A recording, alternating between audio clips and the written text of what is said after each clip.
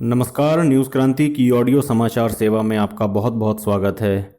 आज के मुख्य समाचार इस प्रकार हैं। नवरात्रि पर दिल्ली के मंदिरों में कोविड दिशा निर्देशों के साथ सुरक्षा के कड़े प्रबंध किए गए। कांग्रेस नेता राहुल गांधी का केंद्र सरकार पर हमला, कहा कुछ खास लोगों की जेब भर रही है मोदी सरकार। देश में तेजी से घट रही है कोरोना संक्रमित मरीजों की संख्या। उत्तर प्रदेश में होने वाले उपचुनावों के दौरान देवरिया जिले के हर बूथ पर होगी पैरामिलिट्री फोर्स की तैनाती। विमान कंपनी इंडिगो ने काउंटर चेक इन करने वाले यात्रियों के लिए लगाया शुल्क। आर्मेनिया के मिसाइल हमले में अजरबैजान के 12 नागरिकों की मौत। चालू वित्त वर्ष में अमेरिका का बजट घाटा 3.1 खरब डॉलर के रिकॉर्ड स्तर पर पहुंचा। बेल्जियम में कोरोना की रफ्तार रोकने के लिए फिर से लगाया जाएगा कर्फ्यू। अब समाचार विस्तार से। कहते हैं ओल्ड इज गोल्ड कहलाता है, इसलिए तो कानपुर आज भी दुलारी ज्वेलर्स ग्रुप पर अपना भरोसा जताता है। दुलारी ज्वेलर्स ग्रुप, कानपुर की pure old and trusted jewellery showroom. Visit की Dulari jewellers Kidwai Nagar and Dulari jewellers Lal Bangla. दैवी आस्था व भक्ति के प्रतीक नवरात्रि के मौके पर दिल्ली के प्रमुख प्राचीन मंदिरों में श्रद्धालुओं की भीड़ के मद्देनजर सुरक्षा के कड़े इंतजाम किए गए हैं। वहीं कोरोना वायरस के परिप्रेक्ष्य में आवश्यक दिशा निर्देशों के तहत विभिन्न उपाय किए गए हैं। शनिवार को नवरात्र का पर्व प्रारंभ होने के साथ ही राजधानी के प्रसिद्ध व प्राचीन झंडेवाला मंदिर, कालकाजी मंदिर और छतरपुर स्थित देवी मंदिरों में मां दुर्गा के दर्शन के लिए श्रद्धालुओं का रेला लगना शुरू हो चुका है। नवरात्र 17 अक्टूबर तक चलेंगे।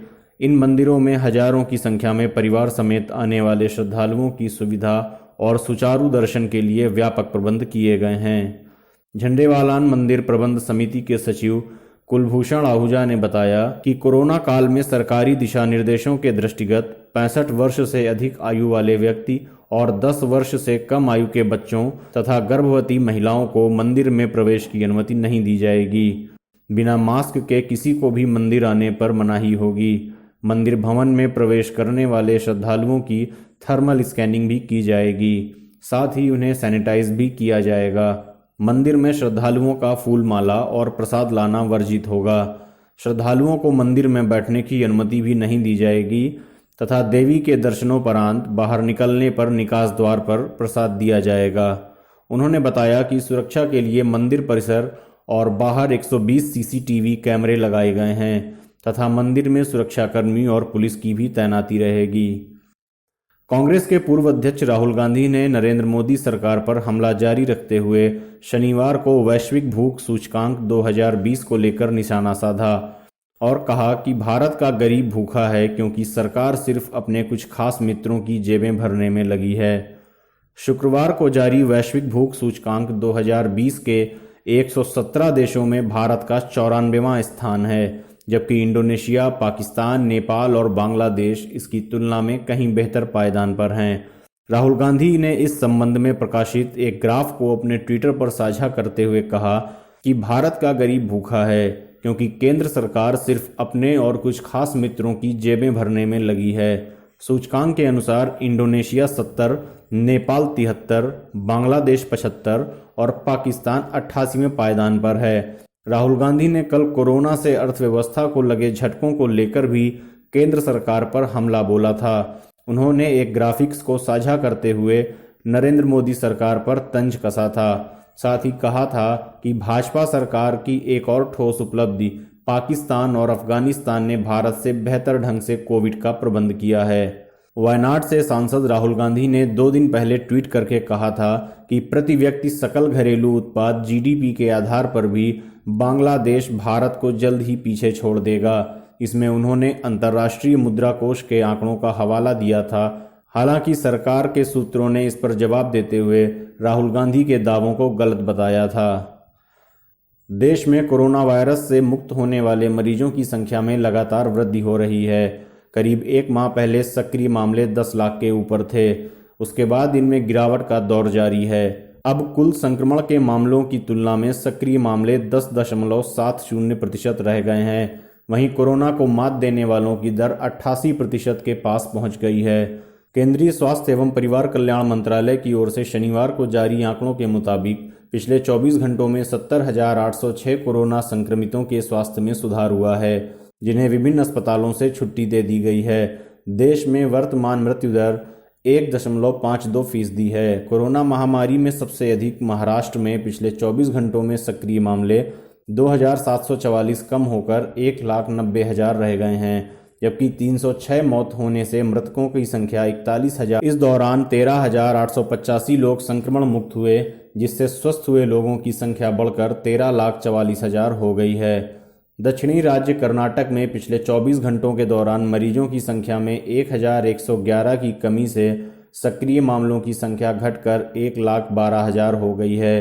राज्य में मृतकों का आंकड़ा 10,356 पर पहुंच गया है तथा अब तक 6,28,000 लोग स्वस्थ हो चुके हैं। आंध्र प्रदेश में इस दौरान मरीजों की संख्या 1,068 कम होने से सक्रिय मामले 38,979 रह गए हैं। राज्य में अब तक 6,382 लोगों की मौत हुई है, वहीं कुल 7,30,000 लोग संक्रमण मुक्त हुए हैं।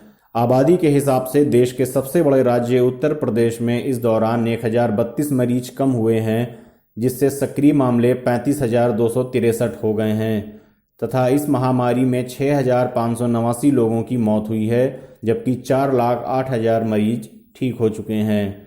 तमिलनाडु में सक्रिय मामलों की संख्या 40,959 हो गई है तथा 10,529 लोगों की मौत हुई है। राजधानी दिल्ली में इस दौरान सक्रिय मामलों में 209 की बढ़ोतरी देखी गई, जिससे यह संख्या बढ़कर 22,814 हो गई है। वहीं संक्रमण के कारण मरने वालों की संख्या 5,946 हो गई है तथा अब तक 2,95,000 मरीज रोग मुक्त हुए हैं। पंजाब में सक्रिय मामलों की संख्या 6,292 हो गई है तथा संक्रमण से निजात पाने वालों की संख्या बढ़कर 1,16,000 रह गई है, जबकि अब तक 3,890 लोगों की मौत हो चुकी है। मध्य प्रदेश में सक्रिय मामलों की संख्या 13,928 है।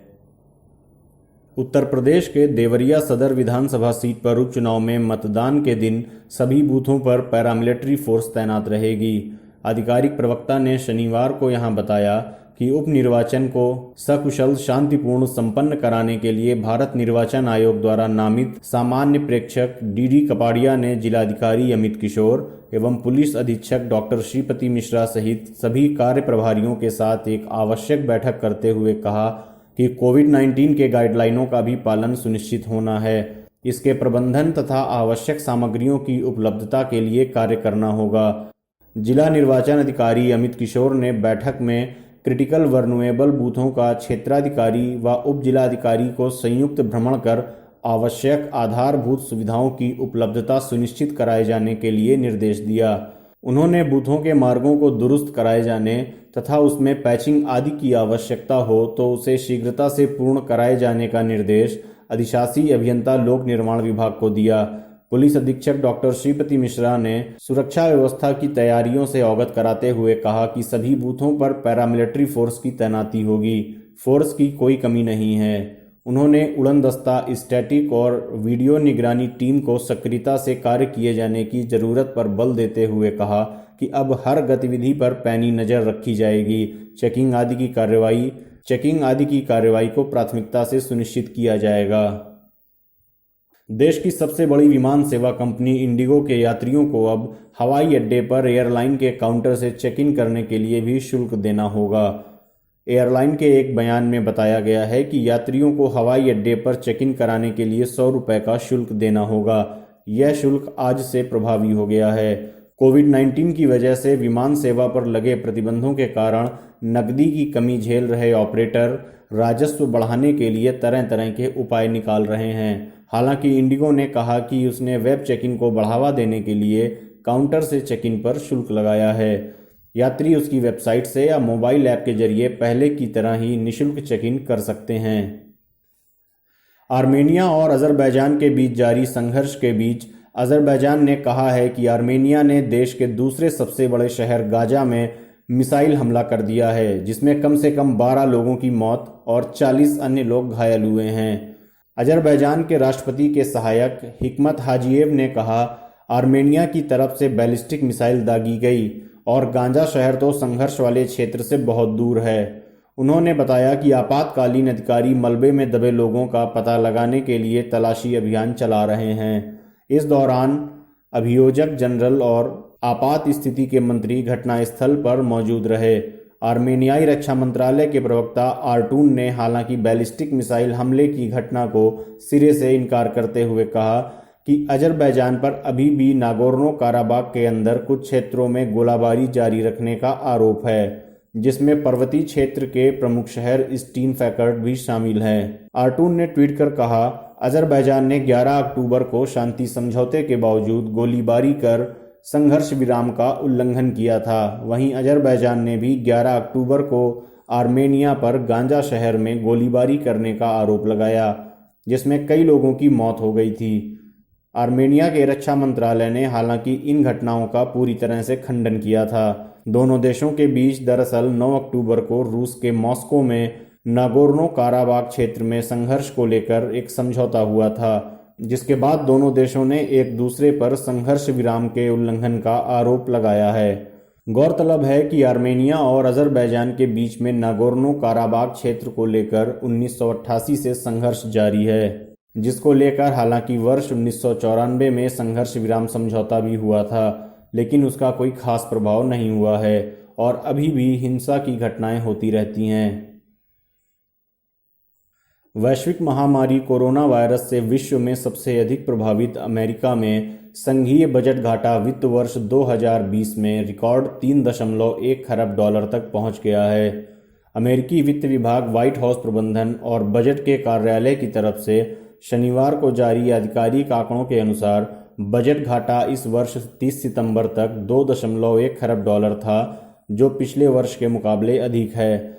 बजट घाटे में रिकॉर्ड साफ दर्शाता है कि कोविड-19 महामारी के कारण अर्थव्यवस्था बुरी तरह से प्रभावित हुई है, जिसका एक कारण यह भी है कि मार्च के अंत में कोरोना के प्रकोप से सार्वजनिक स्वास्थ्य की सुरक्षा और अधिक प्रभावित उद्योगों, व्यवसायियों और व्यक्तियों का समर्थन जुटाने के लिए कांग्रेस ने 2.2 खरब डॉलर के राहत पैकेज की घोषणा की थी। संघीय बजट के लिए एक गैर पक्षीय प्रहरी समूह समिति की अध्यक्ष माया मैकिग्नेस ने कहा, अमेरिकी सरकार ने वित्तीय वर्ष को 21 खरब डॉलर के ऋण के साथ समाप्त हुआ था, जिसका अर्थ है कि ऋण अब एक साल के आर्थिक उत्पादन मूल्य से कई गुना है। उन्होंने कहा कि अमेरिका के राष्ट्रपति डोनाल्ड ट्रंप और राष्ट्रपति पद के उम्मीदवार जो बिडेन के एजेंडा को ध्यान में रखें तो वर्ष 2030 तक सकल घरेलू उत्पाद का कम से कम 125% तक कर्ज में पहुंच जाएगा।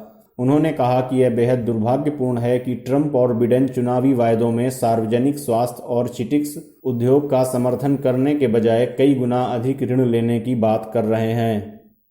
बेल्जियम में कोरोना वायरस के प्रसार को रोकने के लिए देशव्यापी कर्फ्यू लगाने समेत सख्त उपाय अपनाने की घोषणा की गई है। प्रधानमंत्री अलेक्जेंडर डे ने परामर्श समिति की बैठक के बाद इसकी घोषणा की। उन्होंने कहा कि सोमवार से पूरे देश में कर्फ्यू लागू हो जाएगा। यह मध्य रात्रि से सुबह 5 बजे तक लागू रहेगा। उन्होंने कहा कि कैफे और रेस्तरां 1 महीने के लिए बंद रहेंगे। शुक्रवार को सार्वजनिक स्वास्थ्य संस्थान साइसेनो की तरफ से जारी आंकड़ों के अनुसार बेल्जियम में 6 अक्टूबर से 12 अक्टूबर के दौरान प्रतिदिन कोरोना के औसत 5,976 नए मामले सामने आए हैं, जो कि कोरोना संक्रमण की तेजी से बढ़ती रफ्तार को दिखाता है। बेल्जियम में अभी तक कोरोना के 1,91,959 मामले और सामने आ चुके हैं।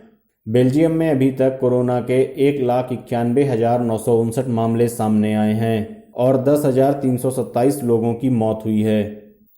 कहते हैं ओल्ड इज गोल्ड कहलाता है, इसलिए तो कानपुर आज भी दुलारी ज्वेलर्स ग्रुप पर अपना भरोसा जताता है। दुलारी ज्वेलर्स ग्रुप, कानपुर की pure old and trusted jewellery showroom. Visit की Dulari jewellers Kidwai Nagar and Dulari jewellers Lal Bangla. ये थी आज की बड़ी खबरें। देश दुनिया व अपने आसपास की तमाम खबरों से जुड़े रहने के लिए आप हमारी वेबसाइट www.newskranti.com पर लॉगिन कर सकते हैं। साथ ही आप हमारे सोशल मीडिया हैंडल से जुड़कर भी लेटेस्ट अपडेट्स पा सकते हैं। न्यूज़ क्रांति से जुड़े रहने के लिए धन्यवाद। शुभ रात्रि।